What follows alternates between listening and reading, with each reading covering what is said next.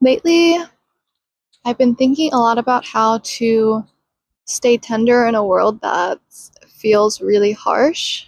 Um, and more honestly, why we should even try to stay soft. Because if you really look at the world, it does not reward softness, right? And it definitely does not seem to protect soft, open hearts. And it feels like the more tender you are, the more soft you are, you're way more likely to get hurt. I wrote a whole Substack essay on this topic, but I kind of wanted to talk more about it and more of the inspiration behind it. Oh, and also that's my puppy Lou. She's she's eating rocks and eating sticks in the background, so don't mind her. So really, all this raises the question, why should we even stay open? Why not just close off, protect your heart, and just move through the world a little bit more guarded, a little bit more colder? And honestly, you wouldn't be wrong to want to protect your heart, to close yourself off from the world, because the world is a really harsh place sometimes, especially when you experience pain, you experience rejection and cruelty in this world. Of course, your body wants to protect you, right? It wants to close you off from the world. Your nervous system learns that it is not safe to feel, right? It is not safe to feel this much.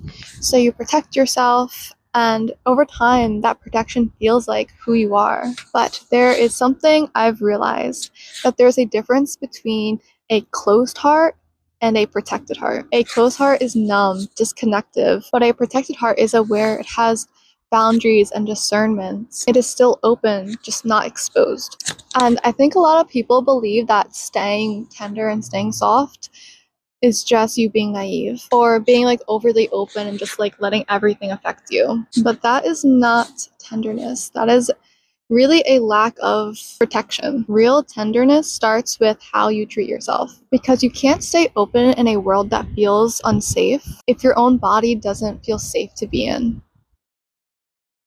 Oh, sorry, I'm cracking up. She's just she's just gnawing on that tree.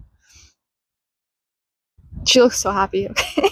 Anyway, for me, this really started simply. It was learning how to come back into my body.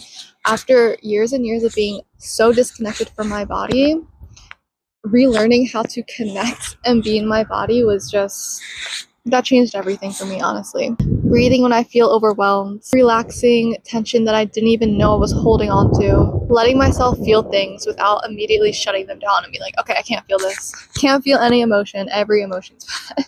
And just creating the sense of self, of I'm safe here in myself. I am safe to be in my body. Because when your body feels safe, your heart doesn't feel like it needs to armor against everything. And from that place, you can actually develop something really, really important, which is discernment. Tenderness without discernment just leads to burnout, overgiving, and getting hurt. Discernment without tenderness can turn into isolation, cynicism, and emotional numbness. So it's really not about choosing one or the other. It's really learning about how to stay open, but with awareness. And this is so, so important right now, because we're just constantly exposed to fear, to outrage, and to negativity, to things that make the world feel way more dangerous than it actually is in our immediate reality. And your nervous system does not know the difference, right? It can't tell the difference. It just thinks everything is a threat. You see something on TikTok that is devastating, your nervous system thinks that's what's happening to you. And that is not okay. So something that helped me a lot is asking myself, what is actually in front of me right now? Not what I've consumed, not what I've been told to feel, but what is real in this moment right now?